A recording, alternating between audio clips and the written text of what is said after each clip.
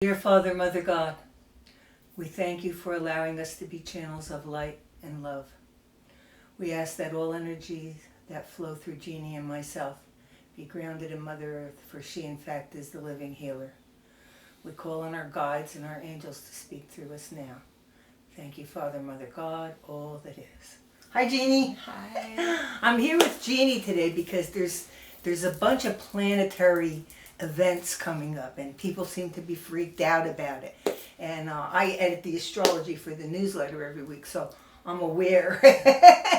But I thought, well, people need a little more clarity because people are freaking out. Yeah, and I myself have had to be very careful about how I phrase what's happening this week, because it really is, we're setting something in motion this week that we won't see again for 400 years.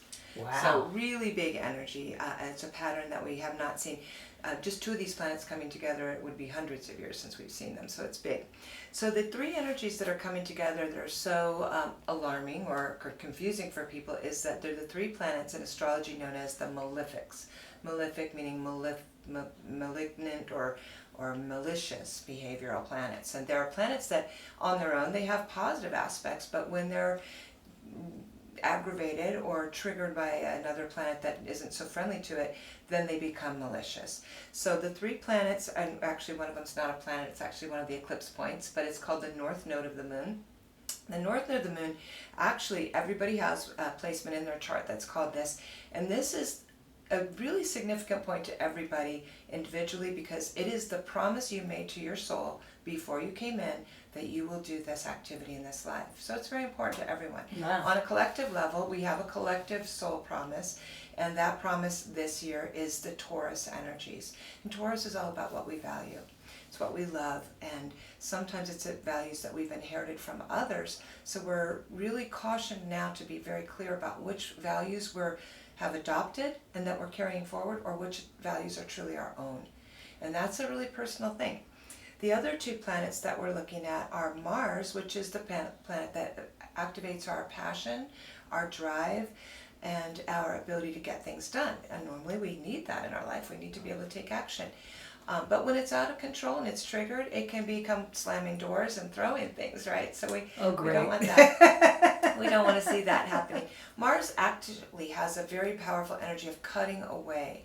And so in this case, a lot of astrologers or other people are using the phrasing, we're ripping off the bandage, we're cutting something out of our life, and everybody thinks, oh my gosh, my relationship is ending, or oh my gosh, am I going to lose my job? Well, very likely those things could happen. However, it could also be as simple as cutting away an addictive behavior. Mars energy is selfishness, it's rudeness, it's can be highly desired, it can be addictions and things like that. And then the other planet is Uranus, and Uranus is known as the wild card in the zodiac. It's the great liberator. Its energy is actually more geared to liberation through chaos, or creation through chaos. And the funny thing about Uranus is it's a planet that in the solar system, as all the planets are going around, they all have a certain rhythm. They all spin a certain direction around the sun. But at some point, Uranus was hit by a comet, so it spins backwards and sideways. Wow, I never knew So that. it's out of step with all the other planets. So when Uranus shows up in our life, something that's out of step and a little bit irritating brings us to a new awareness. It awakens us. I see it collectively, and within myself I have 6 planets in Aquarius, which are ruled by Uranus. So I'm one of those people that kind of stir the pot. But what I've noticed from myself is that when Uranus is active in my chart, I'll get information during my sleep or during a dream, or as I'm washing dishes and I'm blanking out. And then later when I'm talking to somebody, the information will just flow through me as if I've written a book about it.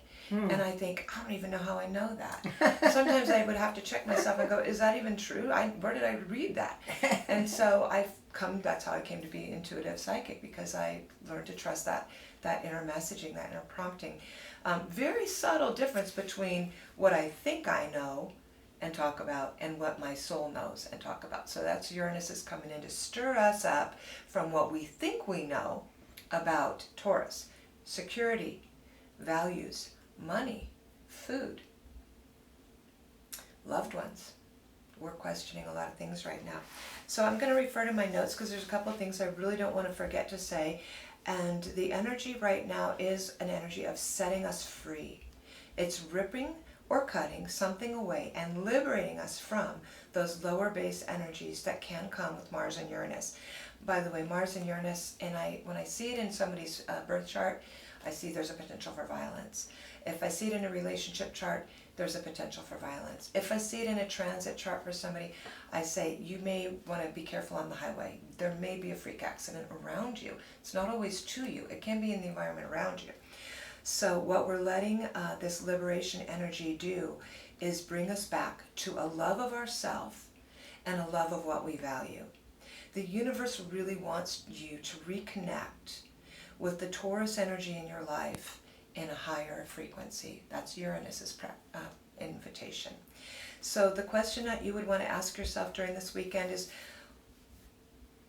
what am I doing for other people that are based on values that I inherited from other people that are limiting me now?